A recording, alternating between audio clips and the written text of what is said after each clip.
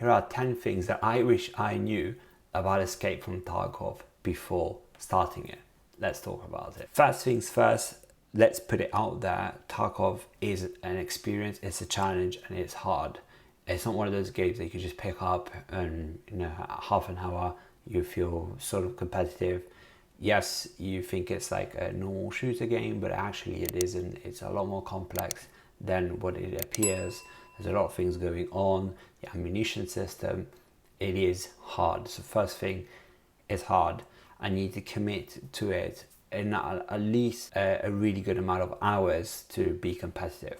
If you're starting brand new, then try to start in the proximity of what's called a wipe. So a wipe is an event that happens normally around Christmas time or July, summertime, or winter time, depending on where you're watching this. But basically, those months we have a wipe, and the wipe is where Tarkov resets completely and all of the players start from like nothing, from scratch. Level 1, no money, nothing. Means that you have a better chance of competing. Now, if you're watching this video and you're quite far away from the wipe, feel free to start it and try it and use it as a bit of a trial to get a feel for the mechanics of the game, but you will find it terribly difficult if you're a level 1, level 2, level 3, competing with people that are way up with ammo, gear and experience and overall knowledge of Tarkov and the map. One of the big mistakes I made at the beginning was never accepting quests, not even thinking they were useful. So first thing you need to do before you do any raid in Escape from Tarkov is to go to your vendors and click accept, and accept all of the tasks. Actually read them and try to do them if you can.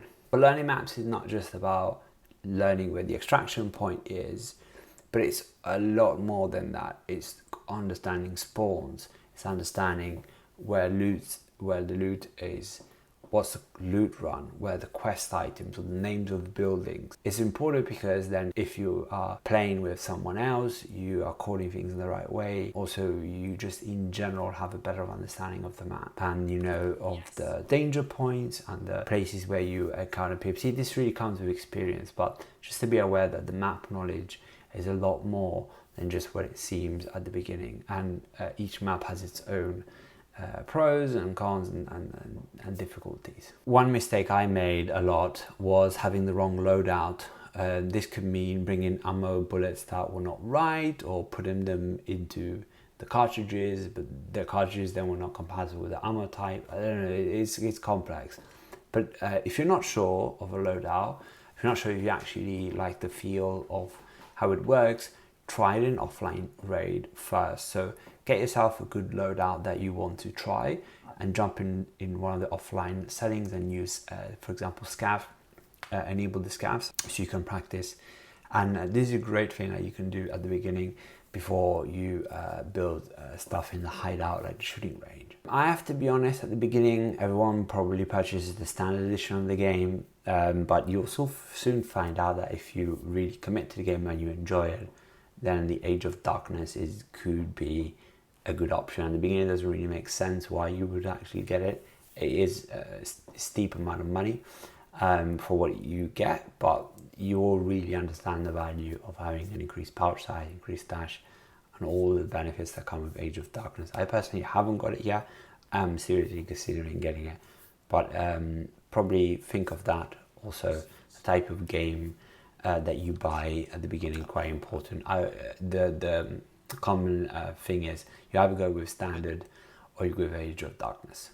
Really interesting thing is sound in this game. Sound is so important. It's enhanced where headsets. So the headsets are super important at the beginning. I didn't really think they were important. So if you are without a headset, you are at a clear disadvantage from a sound point of view.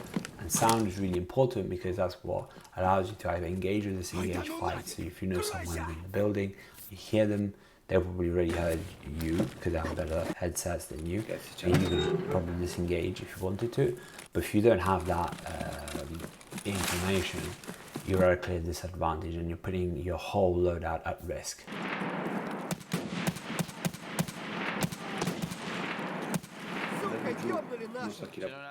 Different sound types obviously occur, will help you understand where things are coming from. So in combining this with map knowledge, you can say, oh yeah, someone's shooting from over there, someone's shooting from this other angle.